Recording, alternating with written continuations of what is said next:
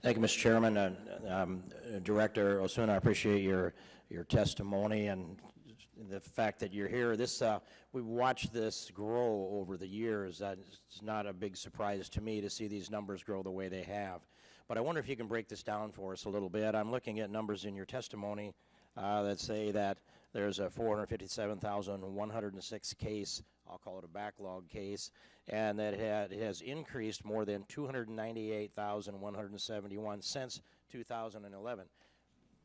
From that, I can't exactly determine whether that's those, if I can match up fiscal years, but could you tell me roughly how many additional cases have accrued on an annual basis over the last 4 or 5 years?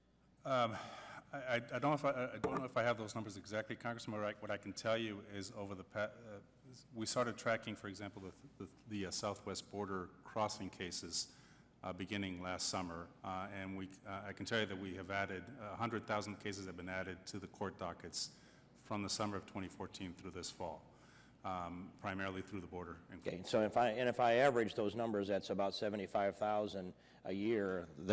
So if it's 100,000 that's been added over roughly the last year that you can contribute, that then is an accelerating number, but probably more than an acceleration of 25,000 additional a year.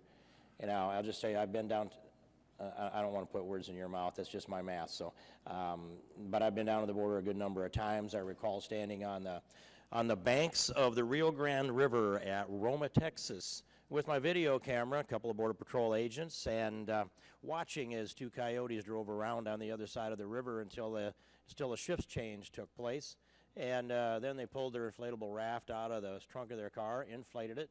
2 coyotes helped loaded a pregnant lady in that raft and came across the river, docked the river in the weeds on the, or docked the raft in the weeds on the U.S. side of the river, helped her out, handed her 2 little bags of her possessions. She patiently stood there for the shift change to be complete so a Border Patrol agent could come along, pick her up. One could expect that she applied for asylum. Seems to me that it's not that they fear enforcement, nor do they fear adjudication. They seem to welcome that. And so what is the percentage of asylum applicants that are granted asylum that are coming across our southern border, especially in the McAllen region? Congressman, that's a tough number to get, and I'll explain why. Because if the border crosser is an unaccompanied child, the law provides that individual's asylum claim, if they file one, actually has to be heard by USCIS at DHS. So the child comes to immigration court first. The judge does what he's going to do with that case in terms of hearing the pleadings. If the child then wishes to apply for asylum, the judge then has to send that case over to USCIS. Many of those cases are still pending at USCIS, is my understanding. And I don't have a firm number as to how many of those are being granted. But you could actually go down through those records now and draw from those records the status of each one of them, put that in a spreadsheet, and let this Congress know the status of these asylum claims by children that you selected from the question I asked. It could be done, could it? I don't know if it can be done. We're certainly happy to look into it. I would ask you, into the record here, if you would produce those records, not only for the children that apply for asylum, for all the asylees that apply. I'd like to see the results of that, the adjudication process, where it is, how many are pending, why. I'd like to see and I'll put this in a formal letter so that it's clear, and I won't ask you to remember all this, but I'd like to see the effect of the continuances that have been offered. And the data I'm looking at continuances are the OIG's report, 953 cases reviewed by the OIG, 4,091 continuances offered or allowed for 953 cases, totaling 375,047 days in the aggregate.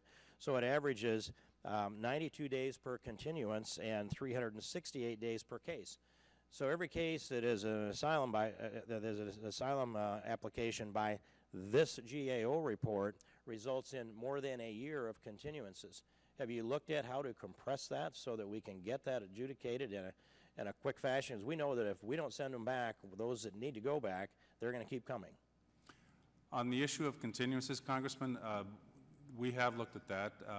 The continuances are actually a legal matter that is governed by the regulations. The standard under the regulations are that immigration judges are to grant a continuance if there is good cause shown. And there is much case law from the BIA and from the federal courts as to what is good cause. Of course, I'm out of time, but I would just say that the good cause is be unlikely to be 4 different good causes in a row on average for each case lasting a year. I'd conclude my questioning. I thank you for testifying, and I yield back the balance of my time.